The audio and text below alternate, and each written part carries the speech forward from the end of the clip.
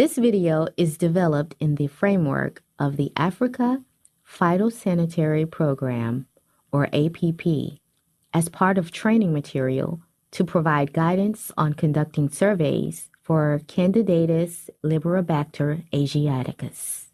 Candidatus liberibacter asiaticus is one of the most serious insect-vectored pathogens of citrus. Once a tree is infected, there is no cure. This video will show you how to look for the bacterium in citrus trees and how to collect a plant tissue sample for molecular diagnostic identification. This video supplements the complete survey guidance provided by the International Plant Protection Convention and the United States Department of Agriculture, or USDA. Let's get started. This bacterium is a serious threat to all citrus species, cultivars, and hybrids, and some relatives. The latency period for development of symptoms can vary from 4 to 12 months or longer, which increases the difficulty of detection. Here we have a citrus plant showing signs and symptoms of the bacterium. You will observe asymmetric blotchy leaf mottling, which is the most classic symptom, and observed on both sides of the leaf, crossing leaf veins, but will not cross the leaf midrib. You may also observe yellowing of veins, which can become enlarged or appear corky. Thick and leathery leaves can be observed as a result of starch accumulation. There are many other symptoms you may observe as the disease progresses, such as yellowing of leaves and leaves that are small and sparse. Appearance of zinc deficiency symptoms including green veins with chlorotic intervenal areas. Green areas on the leaf reduced to small circular spots referred to as green islands.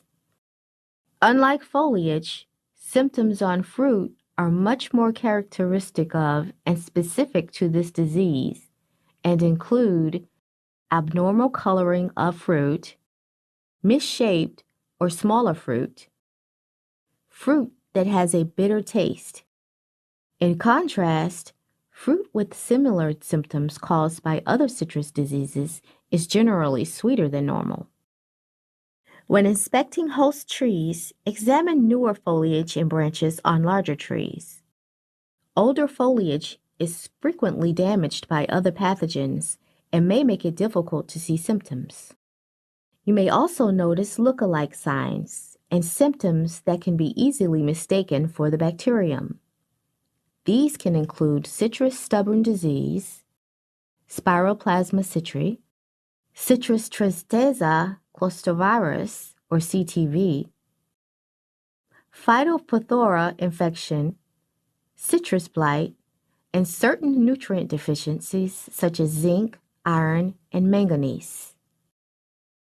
Because distribution of the bacterium within the plant can be uneven, it is important to section each tree into quadrants and take some leaves from each quadrant. Collect leaves with midribs that are attached to stems. Stems should be 6 to 8 inches long with approximately 15 leaves and petioles attached per symptomatic tree. Some asymptomatic leaves on the same branches may also be submitted with symptomatic ones. Quality samples are needed for diagnostic testing to confirm presence of the pathogen. You will need disposable nitrile gloves, resealable plastic bags, dry paper towels, and a way to label the samples. Place leaf and stem samples between dry paper towels in a resealable plastic bag per tree.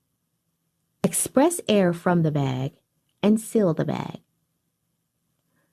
Place the bag inside another larger bag. Record sample identification number or sample label on bag. Keep samples cool but not frozen.